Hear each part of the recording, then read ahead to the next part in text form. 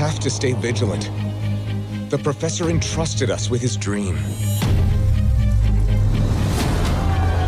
No matter how dark it is, we must believe in each other.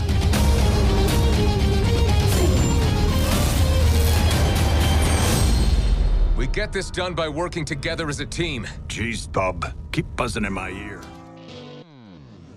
Jason. That's a perfect intro. Welcome to Tangential Giants, a podcast where we talk about pop culture, nostalgia, and anything else we think about until the sweet release of death. And our shared hatred of Jason. JPG. Our shared hatred. Is that, I think, let's call him by his real name. His government name? Got it. Just Jason. I don't know who that is. I know. What would his mutant name be? Wheels? I don't know. I don't know. Taquito? He's not handicapped like that. Taquito. I don't know. It just the first one that always comes to my head now is because of that. Like, what do they call you? Wheels? And I'm like, it's still a good line. Like, how many years later? Like, it's still like, damn it, they still get me. I'm gonna go with Suits. You just be like the show Suits. Ooh, that's good. Yeah, no, that is apropos. I do believe at one point JPG was linked to Meghan Markle. There we go. I'm sure we can do a 17 degrees of Kevin Bacon somehow. I bet we could do we can get it within the initial 7, but we could probably do better than that. Like, I think it's viable. Damn it, Ken! Right. I'm trying to say he's a nobody. No, the further away he is, the more Bacons there are, the worse he is. Yeah. Well, the thing is, he knows Kevin Bacon. That's the problem. God damn it. We're calling it. All right, sorry to bust over your intro. You want to tell people what we're talking about? No, that was it. We're here. We're speaking about pop culture till the sweet release of death. That's it, guys. I mean, eventual, like not at the end of this podcast. Yeah, not like we died. It's not that looming. Let's be clear. This isn't a Heaven's Gate situation. That's the hope. Like, you can take your sneakers and your jumpsuit off. Thank you, everybody. Enjoy the show. I already castrated myself. I thought that we were doing this. I don't understand what the problem is. I told you never pre-castrate. Never pre-castrate. Never pre-castrate. Damn it! I just try to get ahead. Work smarter, not harder. Fair enough. It's about to become the tagline of this episode. No, the tagline of this episode is "Work harder, not smarter." The opposite. There you go. And actually, the current tagline is "The Ballad of Charles and Eric." It's good because it's good. They're in a relationship. Now my brain's just going like because the way this show is working, it's gonna be the cuckold season. Now they've introduced it. Now that they somehow cucked Gambit, it's the cuckold season for everybody. We'll get into it. Let's get into it. So we're gonna be talking about previously on X-Men. Sorry. Perfect. We'll be talking about mutants. That ragtag bunch from the 90s are back, and I, for one, am super excited. I can't speak for the other two guys on the podcast, but I've been fucking angry waiting for this for a long time. What's up? Angry about it. Very upset. Very upset about the whole thing.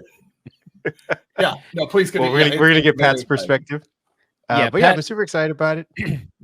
Pat's been very upset that the X-Men went woke. He's like, why are they making it woke all of a sudden? Why is it coming completely out of left field that they're making these X-Men woke? And I'm sick of it. I'm tired of it right now. I can't handle it more. Well, we're gonna chime in with Pat and his resident white fury whenever we get to move on to the next subject. But for us non-whites, I guess we're pretty excited about it. Yeah. Wait, okay, that's the tagline of the podcast. The show for us non-whites. Yeah, it's back. There was a bit of controversy that we're not going to tackle because we don't know shit. So we're not going to talk about anything about the writer and what's going on with the firing and hiring, whatever. I don't even think we need to speculate. Really, was he wrote most of the first season though, right? Right, but I mean, no, because it's a writer's room to my knowledge. So I'm sure he I don't know. It's like him and one other person are the only people that have their names on the writing credits. It's also a matter of guild rules that it depends on the percentage you wrote. So fair enough. The main face of the writing. I'm not belittling his thing. Saying showrunners are very high. No, I'm not. And no, you're right. I'm saying I'm trying to backtrack and say I apologize to anybody that we may have I have may glossed over in just saying that he was the main writer. He at least represents the writers as far as the credits are concerned. I don't know the names of anybody else in the writers' room. So either way, we're not even talking about any of you people. We're talking about the show and maybe some criticisms of you're writing for the show. At the time of recording, we know nothing. We know nothing that is all we know is he's not there anymore. That's it. Exactly. And we'll leave it at that. So we're going to get into it. We're going to start off with episode 1. Just kind of a quick recap. I got some notes that I stole from Wikipedia. So if anything is wrong, it's because you jackasses went to Wikipedia and screwed it up. So it's on you. I'll stop. Our first episode starts. We'll start off with I think it's Professor Xavier. Starts off. I think he's essentially dead, right? Incorrect.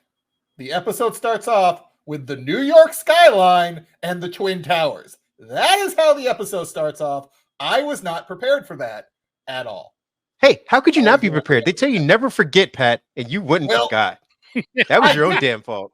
I didn't forget. I wasn't prepared for the return. Okay, was not there. Like whoa. Let what? So, if only they had released this on Easter, you can be like, the towers have risen. Oh God, they're back. Whatever. I wasn't the only one thinking it. You guys are all assholes. Anyway. I like it. So Skylines are back. Xavier's gone. See, we can't have both in the same universe. You can't have an Xavier and you can't have the Twin Towers. You got to get rid of one of them. They got rid of Xavier. I think it was a good choice. It's an odd bit of alchemy you're placing there. Like, oh no, they can't exist in the same world. They have to take either one or two has to come down. We can't have both. Do they exist in the same world? I mean, in this, I didn't make the rules. They do. I don't know. Do they? Is there a picture? Is there a picture of the Twin Towers? Yeah, is there a picture? I've never seen them in the same place at the same time. Well, this is Exiles, so technically speaking, it's probably in a couple of them. These are Exiles right here. So I feel like you're guessing a lot of this. Salesman. No, like legit. That's Exiles run. And there's a picture of the Twin Towers, and he's in that comic in front of the Twin Towers. No, because he pulled them down. Gotcha. Steel doesn't melt at that temperature, but telekinesis works at it. Which there's a weird bit of stuff like watching other people talk about like things like, oh yeah, he had telekinesis. He never had telekinesis. No, he did not. He's telepathy. No, hold on. Other podcasts was this part of his marketing team like texting you like, oh, by the way, he's got telekinesis. Oh, and super strict and rock hard abs. And even those legs don't work, everything else does. Overtime. You know what I'm saying? People see the ring, they think at least somebody can stand the son of a bitch. Ladies see the ring, they know immediately you must have some cash and your cock must work. It's working. Overtime. He knows. This guy we said all this to say that he's not in the show, ladies and gentlemen. So for those of you who spent the last 5 minutes listening to us talk about Xavier, he's not in the show. And that's where they start off. For the three of you, where Professor X is your favorite character because you're a monster, he's not. Yeah, you made the wrong choices in life. You know who those people are? They're Beast and his clones. Those are the only people that are like Xavier's awesome. Yeah, that's fair. Wait, even Xavier's like I fucked up. I'm not caught up on X-Men as much as I should be. Does Beast have clones of himself now too? Oh man, like Sinister style, where he's just like I got a bunch of them running around. All right, Beast has gone over. Beast makes Sinister look like a Girl Scout. We are discussing comic books now. When we're talking about evil bad Beast, that is not the cartoon. That is the comic books. Is this Dark Beast or is this like Hank Prime? Nope. Hank Prime. Jesus. Yeah. All right. I wasn't aware that he's out there. Dark Beast shudders. Okay. He's way worse than Dark Beast. Yeah. Some people have mentioned in different Reddit threads that bringing Dark Beast back would actually help reset some of what Beast is currently doing, his timeline. Like bring the Dark Beast back. He's more likable. He's justified in it. Anyway, back to Xavier being dead. Question: did he die at the end of the show? Because I should have done my rewatch the whole thing, but I didn't. And then the space birds came and got him, right? Yeah, Lilandra and the Shi'ar took him off into space, and so I believe that the X-Men let it appear that he passed away, in essence, so that no one would think that he's still alive, so that his death had more resonance to the world at large. But Scott, I think Scott all and intents them purposes, he's know. dead. Yes, and all intents and purposes, he's dead because he wasn't even like, "Oh, I'm going away. Like I'll be right back, guys." Like he was unconscious and out of it when they took his body so that they could try and heal him because he was still alive, comatose. I guess. Why am I having a hard time saying words? But And now Yeah. he's hooking up with bird people. yeah, watch out! You don't get that. Don't get the bird flu though. That's bad. It's very bad. There's been a couple cases. Is that We know to how we point got? Is that how we got COVID when he came back? He's like, "Oh, here's COVID." I'm 100% willing to say blame COVID on Professor X. I'm fine with that. That's fair. I think his middle name was Wuhan. Xavier Wuhan. Or Charles Wuhan Xavier. Damn. So we got beyond that, we have Jean Grey is pregnant, which is kind of a shocker, I guess, for some people. Because again, at the end of the show, there was no indication that she'd be pregnant. So I guess there's some time that's passed since his spaceship flight home. I think they said about a year, right? Is it okay? I mean, she's pretty pregnant, so it's got to be at least 9 months. Yeah, because it's been some time, but that also leads to like, was Magneto just chilling, waiting to come back? Because we jumping to the end of the episode here a bit, but Magneto comes back and he's like, "Guess what, guys? This is I'm gonna drop this bomb on you, this discussion bomb." And like, wait, so were you just outside chilling for a while? Like, where did where did Magneto end up at the end of the show? I have no idea. I just knew the last bit because of like other clip shows I've watched. His tailor took a long time making the new outfit, and he was. We're going to talk about that in a second. Oh, well, because I know there's a comic reference to it, and I didn't know if Ken had some knowledge on that comic reference to this. Yeah, in the comics, yeah, he does wear that suit, and yeah, right, and that's a suit from the 80s. Yeah, it's a Claremont, right? It's the New Mutant suit and the Trial of Magneto. Pat, give me a description of this suit. Imagine, if you will, a big purple jumpsuit with a giant M on it, no arms, and a cape. That's it. That's a suit. That's I described for. No. Because it's not just no arms. Yeah, go ahead, Ken. It's gonna say it's no sleeves, but then he has like what, bicep long, elbow high gloves. Yeah, he has opera gloves, but also one thing that they did like they tamed down for this version is in the comic version you'll get some side boob in there depending on the artist. Like he's just like, hey, there you go, sun's out, guns out, and then he has the guns under purple sleeves. You know what they didn't tame was that hair. No. Oh no, yeah. Hair is wow. I think all of their animation budget went to his hair. I think they essentially took Rogue's old hair and put it on top of his. So this is, you'll know the budget's cut like with Storm in season 5, where he has to put his hair up in a ponytail, and that's how you know the budget got cut. Or maybe they just started cutting it already and shaved off sides of her hair and gave it to him. We only have limited amounts of white space. The most expensive space. So we got Magneto at the end of the show takes over the X-Men, but in between that, we get our first introduction of what's his name? Roberto da Costa. Who I guess we find out, or for those of you who read the comics, Sunspot. He gets captured by the Friends of Humanity. Is Jubilee with him at the time? No. So Scott shows up, right? Yeah, we start outside of the skate park that's been like the sign's falling apart, so it says hate park or whatever. But I want to mention, because Ebony caught it real quick in some of the ads and stuff, like you see a paper flutter by, and it's like got like a tabloid sound, it's got a bunch of stuff. One of the things there was talking about, it mentions like Benetton's World of Color, but it says like World of Color, like an ad. Back in the day, Benetton was one of the first fashion things to start to implement more racially diverse models. And so like, and Ebony remembered that she's like, oh, that's a really good nod that like they did. Like at the time, Benetton was trying to push and go for a little more of an inclusive vibe, at least for their models, so they can get more money from you. Like it's not altruistic, but at least they were doing that. And it's nice that they flipped that in the timeline to be like, oh, hey, they would have done this too. Like, so it's kind of a cool idea that they nodded to that. Yeah. No, it's pretty. I mean, there are a lot of. I pointed out some Easter eggs in one of the recaps that we have. We'll go over some of those in a second. But yeah, the Friends of Humanity kidnap him, bring him into a warehouse where they've outfitted some Sentinel tech. They have like repulsors on their arm. They have a giant hand that they're messing around with. And that is when Cyclops shows up. Cyclops and I believe it's Jean and Bishop. No, it's a Storm and Bishop.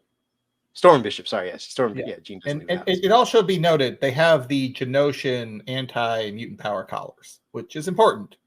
Yeah. For later. Correct, yes. They have those. And so this is where I think I don't know if I even text Pat about this because he is our resident Cyclops fanboy. But in literally the first 2.5 minutes of the show, they've totally redeemed Cyclops with his, I would say, laser beam skate dancing. I mean, they take him down a peg or two in episode 3, so they needed to bolster him up now to be like, don't you remember? Geez, did they do a number on him? You're gonna love, like you love Cyclops. You didn't remember how good he was, and you're kind of like, he was never this good in the old cartoon, but that's fine. That's fine. That's it's interesting because you take the good, you take the bad. Yeah, the animation style, as much as like it's improved versus the previous iteration, which I don't mean to cast too many stones because it's dated, but it's part of the dating. But like this one is a step up, but there's definitely times where it's just like it's kind of like web series flash animation, and then there's times where like, oh no, that's where all of our budget was saved, and here's where we spent all of the budget. Mm-hmm. This is the part where Cyclops fights, and then this is the part where these two people sit and talk, and really all their moves is their mouth. Like they're not even moving their head, just their mouth. I'm like, which is a nod to the latest. Oh, go ahead. Say it's a nod to the latest Invincible episode for those of you. If we're going to do any footnoting, go watch. I don't know if it's a nod to it. It's a nod to the original series. Well, it's a nod to the original series, but if again it's a footnote, go watch the latest episode of Invincible, and it'll kind of explain what Ken's whole point is, which is pretty interesting about animation, where they choose to, like you said, spend the budget and where they kind of cut corners. Yeah. Sorry, animation takes a long time. Oh, I can't imagine how much work it must be for those fight scenes. Yeah, those take a while, but we cut corners in other places to make it manageable. You ever notice that sometimes whoever's speaking has their mouth off camera so you never see their lips moving? Huh, I didn't notice that. Yeah, or we'll cut to the back of someone's head while they're talking for the same reason. Other times we'll do a wide shot and slowly pan across it. It looks like it's animated, but it's so far away, you don't notice nothing's moving. The best part is, because all these scenes have limited animation, we can make the drawings even better. But sometimes the artists get carried away and it kind of looks like a different show. It's crazy what you can get away with. Thanks for coming by. Good. So, well, I was just going to say, like, there is a long running internet meme that all X-Men stories, it's like a list of 4 or 5 topics that are X-Men stories, and the top one is Scott Summers has a bad day. So a lot of stories are about like Cyclops just not having a good time. We get to episode 3, that's pretty much it. Well, we'll stick with the first one for right now. We'll get to the third one in a second. But yeah, he's having a great day in this first one, and they actually do a nod to the first episode where he uses his knot line, right, from Night of the Sentinels or whatever, the Jubilee episode. Yeah. Or I think that is the second episode, or maybe it's a 2-parter. I'm trying to remember. It's a 2-parter. It's Night of the Sentinels 1 and 2. Yeah. So in the second episode, when the Sentinel comes back for him, he's like, "Halt, mutant." He's like, "Certainly not." Yeah, he's able to say that again this time, and it was actually pretty done. I thought even better than that first one, because the Friends of Humanity take off his visor, which apparently they don't do any of their own research. They've been too busy messing around with robot hands. They're like the Boston Dynamics guys. They take off his visor, and Cyclops pretends to cower and be afraid or whatnot. And so I think the guys think they have him for some reason. Even though I don't think they understood that the visor was the protective shield from Cyclops. Yeah.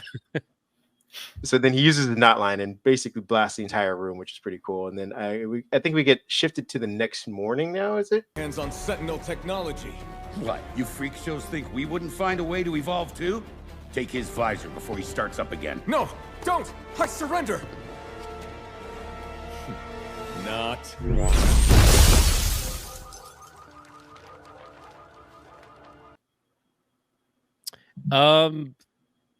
Ish. There's a little bit of because they.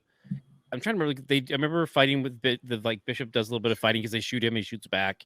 He blasts out the room, and they end up taking Robert back to Xavier. I think the next we see is Cyclops call with Valerie Cooper. Ooh. Does he? Although, do they call her Valco or do they call her Valerie? They call her Cooper. Dr. Cooper. Dr. Cooper. Okay, yeah. So it's Valerie Cooper. Like me and you are both like, oh no, that's Val Cooper from X Factor. Like, yeah. And so it's like it's there for us, but I'm like, did we get a full name check? I'm very curious. I think they said Valerie at one point, but I could have just. Yeah. I don't remember. It was a blonde on a science screen, and I'm like, and they said Cooper, so I'm like, that's Valerie Cooper. That's Valerie Cooper. Yeah. They're doing like, maybe we'll acknowledge his brother like we didn't last time because that's ridiculous. And then Gambit is making beignets in the kitchen. Very, very hard, crunchy beignets, which is weird. Like that's not how beignets. Like, I have so many thoughts about that too. Like it's very much like the Sims animation of just like you stack the beignets on plates of beignets and you move them around and then like it's legit like the Sims. Like they would set them down like I'm like, you don't stack food on top of other food like that. That's not. Yeah, you do. Hey, are any of you a New Orleans chef? Yes. I'm sorry. Didn't think so. Didn't think so. 5 years, mon ami. 5 years. Was there any powdered sugar? No. Did he say they were done? No. He served them. He served like them. They were. He put them on a plate. And you're supposed to shake a fine. Yeah, when they dusting cool. Do you want to? You're gonna have a bunch of melted sugars. What you're gonna have? You want it powder. Okay? No, it doesn't. Wait. That's not. You let them cool a second. You don't take them right out of the fry. Works. It's gonna melt. Ice. Give me them ice cold beignets. They're finally ready for the powdered sugar. I didn't say they had to be ice cold, but I didn't think you needed to wait a second. All I know is you put them right in the paper bag and you shake the bag and they get covered with powdered sugar. And he clearly overfried him because when Wolverine bit into one, it looked like he was eating hardtack. Yeah, maybe he just didn't like Wolverine. That's fair. Yeah, they get into it later on where he's like, gums and tongue will heal. Fuck off. Anyway, he gets. It's a good point. He has a discussion with Scott. Scott's being a wet towel as usual. Jean comes in, and this is what gets me. Was Gambit about to blow up Scott's face? Because he threw something at him that was charged, and then Jean stopped it, and it was not just like a Jubilee type firework explosion. This thing went off and had to be exploded out the window.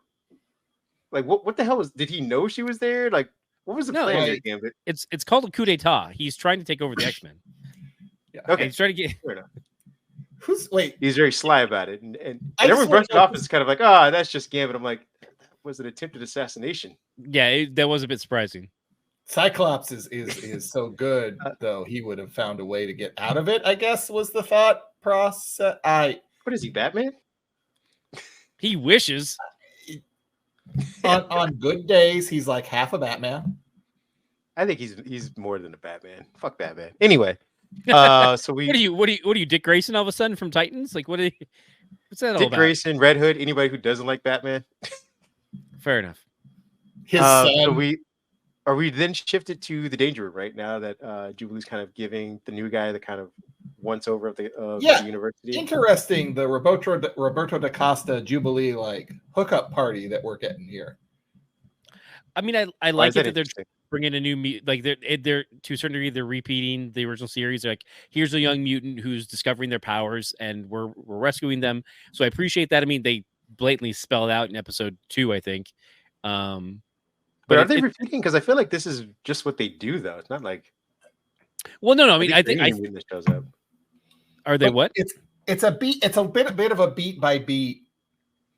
Beat by beat. Okay. Copy of the original episode outside of the And then one of the X-Men is quote unquote murdered. This one's for you, Morph. And then Morph's just like wandering about making jokes like he does. Like it's interesting that they also brought him back. Like he wasn't a big part in the first series. He was a little bit of like fridging happened to him just so they could have that story and have Wolverine be upset about something.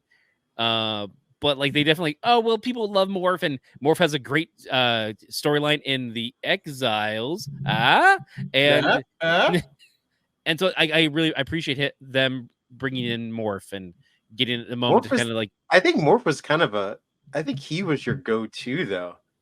If you're a writer trying to truncate 30 years of X-Men stories, 20 years of X-Men stories, because he's your Deadpool cameo guy. Like he's what pulls all the faces people want to see without actually having to do any work for it.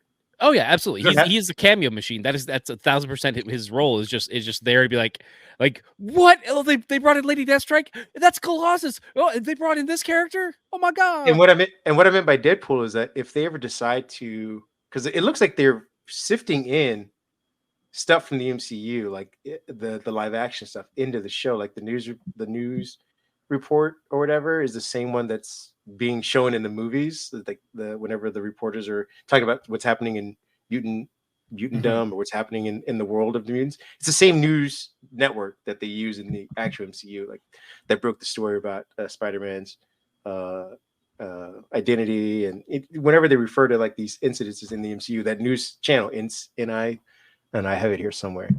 Whatever it is, that's in the MCU. So like they could potentially say like, hey, we introduced this character in the cartoon. Like you've seen what Psylocke looks like, you know what Lady Deathstrike looks like, or Blob or whatever. So when they show up in the movie, if and when they do show up, you can say like, there's a reference for them now. Well, and didn't they also didn't they come out and say what cartoons are connected to the original X-Men animated series? And they come out like Spider-Man is connected. I don't know if they said that, but like I said, there are Easter eggs that show that they're connected. I don't know if Marvel said they're like that. And it was unofficial. So back in the day when they had Spider-Man, so I remember them showing him his hand in an X-Men episode.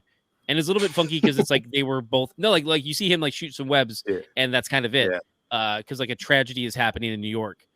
And then you have a full, like in the Spider-Man stuff, they have much more connectivity because they have a whole issue where a whole episode where they cross over, and then they have a Secret Wars storyline where they cross over. Storm, I believe, is the one that's taking over to the Spider-Man animated series, but they're not necessarily like one-to-one. Like if you go to, I bet if you looked up like the Marvel Wikia page, it'll probably be like, that's 612 0 and that one's 6121. Like they're just one-offs just for people to try and keep it logical in their head.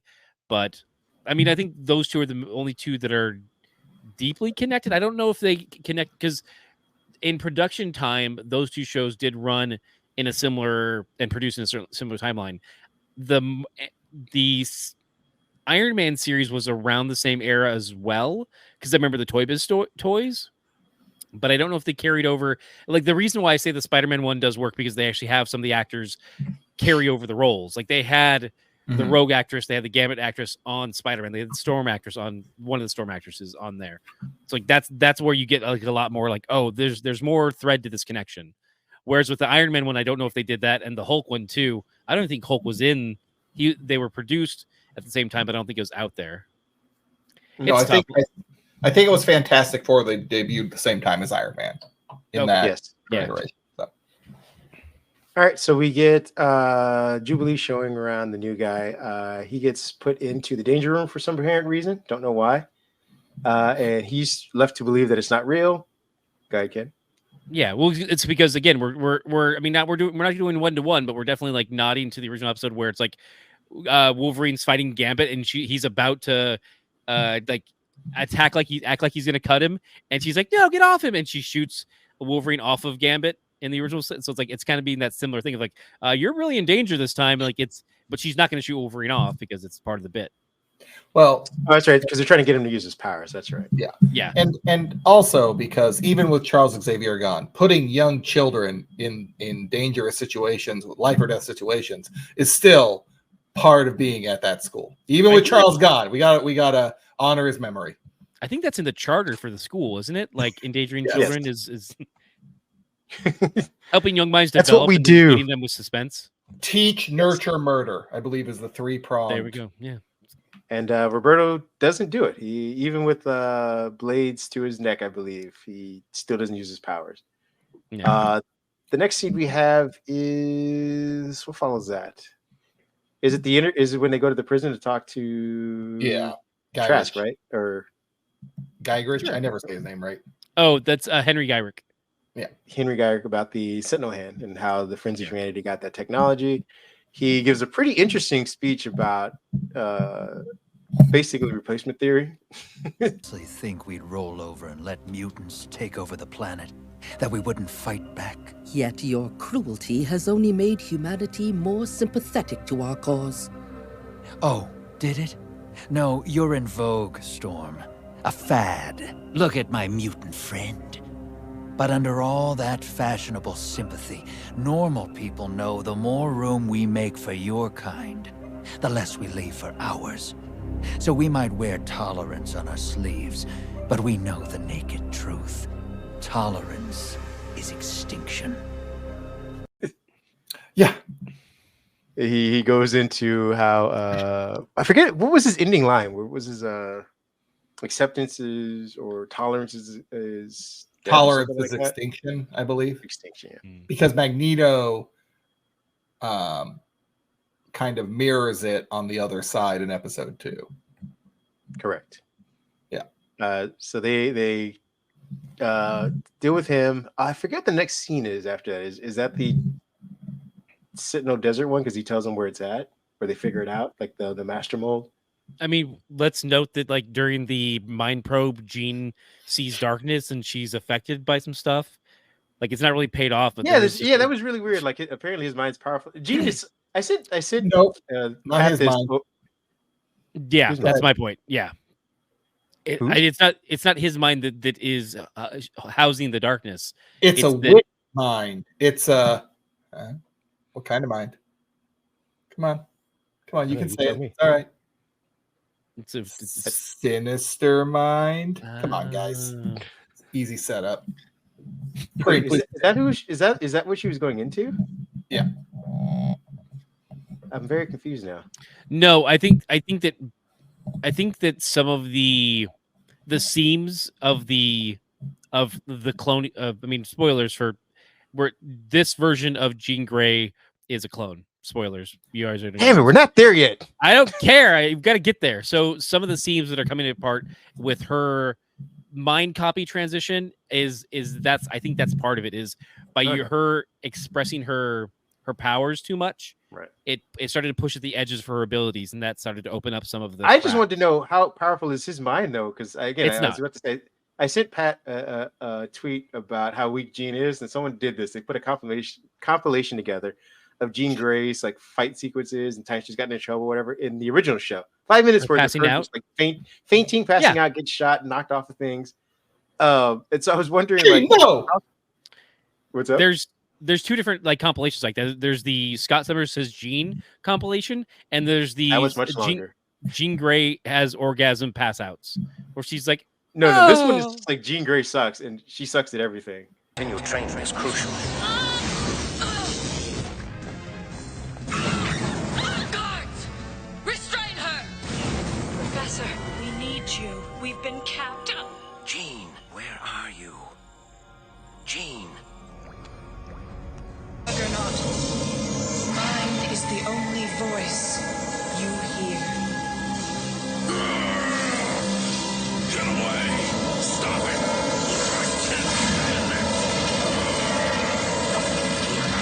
Stop it! Jean! No! Jean! You all right, hun? Just bruised. Thanks to you.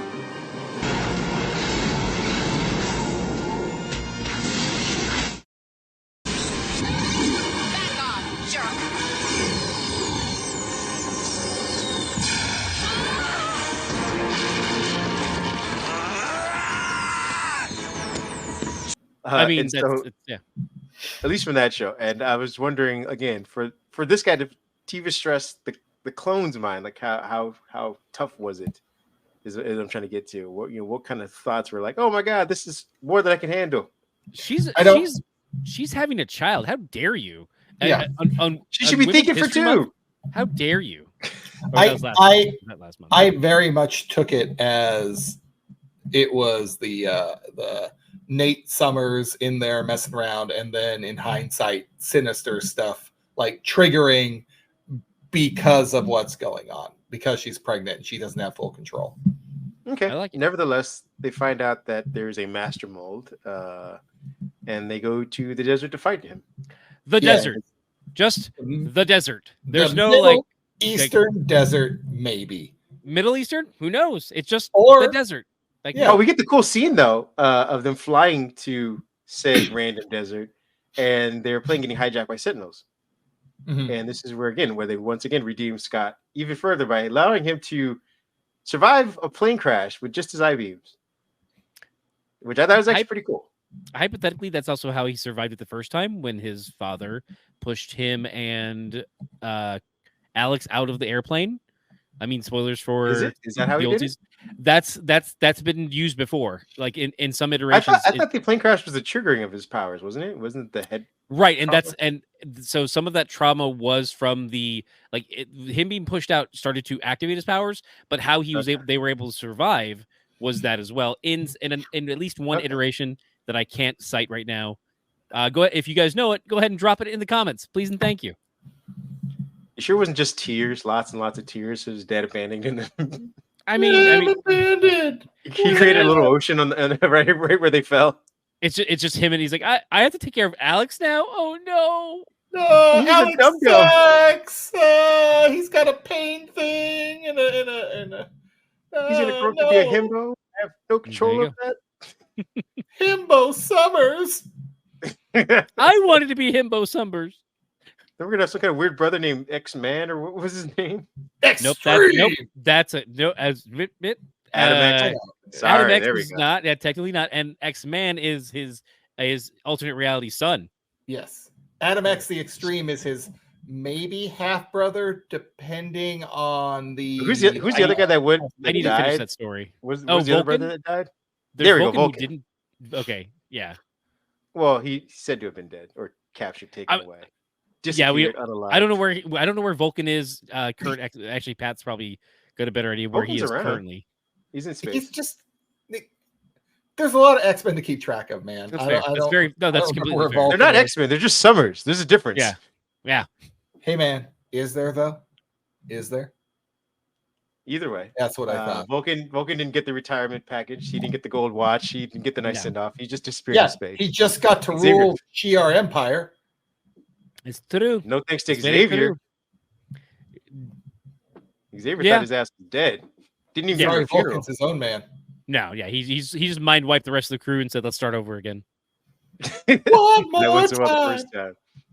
But in the desert, we get a bunch of Sentinels protecting a master mold thing or whatnot. But we do get the Omega level mutant thing. I don't know if that's ever been set in the cartoon in the original. Was it? Is that even a thing? Think so. I don't think in the original cartoon it was. I know that it's something that's been in the comics for a while, but and by a while, like the Claremont never established an Omega level mutant, right? That was something that was later done. I don't genuinely know. I don't think mutant levels were early mid 90s is when they would have discussed it at the latest. But I actually don't know. I feel like it came out after the show, where like they started leveling.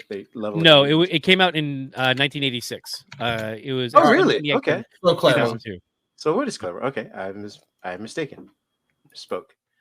So yeah, I guess. So we get the introduction of her, which I thought Cyclops was one, but I guess not. Nope. No, he is not. Okay. Magneto. The only Omega level mutants on the X-Men on this X-Men team would be, I think, Storm and Jean Grey. Jean, right?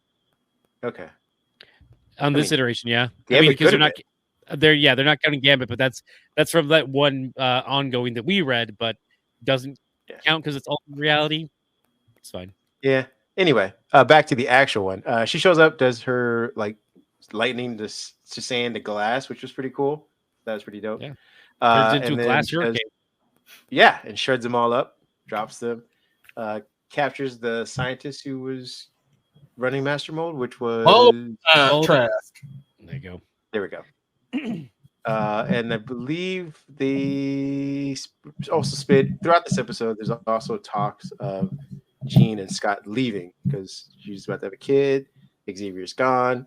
They don't seem to really trust Wolverine, so I don't know who they thought the leader was going to be if Magneto didn't step in, but it didn't seem like they cared too much about that.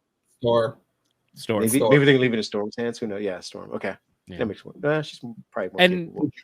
It's thought that I think most people have kind of said the discussion of leaving it's Jean Grey's push, or Jean Doe. It was her push because it's part of that programming. She wanted to get away from the X-Men with the baby as part of the programming by Sinister.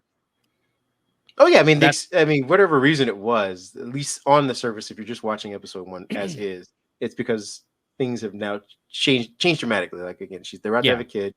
They kind of want to get out of the life. They, hey, we're 7 days to retirement kind of situation. So they're planning on leaving. But I said all this to say that they foreshadow what's going to happen in episode 2 with Storm, because Storm starts talking about what it's like to live a normal life. That's kind of what she's hoping for the two of them after they leave here. And so she unfortunately gets that wish. And I think they end the episode with Magneto showing up and kind of rubbing it in all their faces. And by the way, only Charles Xavier would have his will case bound in a 200-page book. Like, Charles, what are we doing? That's a 12-page document. Why? What did you put in there that it's got to be a book for the will? The rest of those are just love letters to Magneto. Yes. Or songs he wrote for him. Like, I was thinking that too. Only Xavier is the only one who wouldn't tell anybody else about this plan. Not prepare any of his fucking students for, hey, not only do I not trust you guys, but I'm gonna put our arch nemesis in charge of you. No, he sees the man that was tasked with killing you. I just thought about this. Is it because he didn't think he was gonna die? Like, because he's not technically dead? Like, is there an alternate? The worst goof ever? This isn't really a good punk. No, I agree. I'm just saying that hypothetically, he's like he probably has some Shi'ar detector thing in the mansion that says, if I die, then activate this and do this and tell them all what's going on. But since he didn't technically die and they beamed his ass out to Shi'ar space, it's like, I don't have to do that protocol. Nope. No death protocol. Like you could have at least hinted at it to some of them. Like, hey, after they fight Magneto and he's like gone and he's like leaving, going to Ashford M, they can be like, man, that was tough. Imagine if that guy was a good guy. You think he could lead the X-Men? It kind of comes across Professor X is like dumb. Yeah, you're right. That's pretty stupid. And then he's just like, mind wipe, you mother. Well, I'm sure we'll get to that later. It kind of comes across like when they were together, he made the will and just never changed it. That's fair. Okay, I mean, never updated again. it. I just feel like you got at least one of your students, any of your students, one of them. Like, hey, man, you got to call a lawyer. In the event of my untimely demise, who would you guys like to lead the X-Men? Just ask that question. Jesus. I've got another odd thought that don't want to give him credit for. What if he has a subconscious implant in Jean Grey, and so she didn't a trigger, but since she was cloned and not there, never went off. She's the one most likely to be from enough. Day one. She's first class, Yeah. And which also brings me a question, because they do show a picture. Sorry, Pat. Go ahead. No, go ahead. Oh, that actually he could have those implanted in all of the first class X-Men, but because he didn't technically die, and they know that, it never went off. He's like, if I die, you guys will all remember that I have a will and it's over here. But until I die, it won't go off. And they're like, well, we know we all got beamed up there, so it's not going to go off. We know he didn't die. What if Charles Xavier's lawyer has spent the last year just trying to locate Magneto to let him know that he is the heir to everything, and finally found him at the seamstress as he was finishing his new costume? That all works. Or maybe the only person he told was Iceman, and Iceman is nowhere to be found. Yep. An Angel. I was gonna say. I mean, well, Okay. yeah. Which is like weird because it's like I know we saw Iceman at one point. That's when they thought X Factor, and then Angel had an episode 2 because he got turned blue and lost his wings. So like, there's that. He's out there somewhere. Yeah, it's just interesting that they have that picture, that they reference that picture several times throughout this episode and the next episode of like the original team. And I'm like, no one's gonna question why the other 2 people aren't around. Well, I guess because there is a time, like we've had time since the death. So I mean, there could have been a memorial that they all attended, but they had like these are the only people who stuck around after. I don't know. There's definitely questions with this time jump. All right, well, that's the end of our first episode with Magneto kind of smirking and laughing and saying, "To me, my X-Men, rub it in their faces." X-Men, and I own this house, I own this chair, I own this picture, and I own all of you. This is basically this is Armin's room, Suck and that's it. Armin's copy of Swank. By the way, Toad and everybody else is taking your bedrooms. They get the pick of the litter. The Brotherhood, they get all the nice rooms. And at this point, the Brotherhood You guys knows. All we got. Execution of collaborative plots ready to bring the separation of style to a stop. It's going down. A logical progression on the timeline. The separation narrowed down to a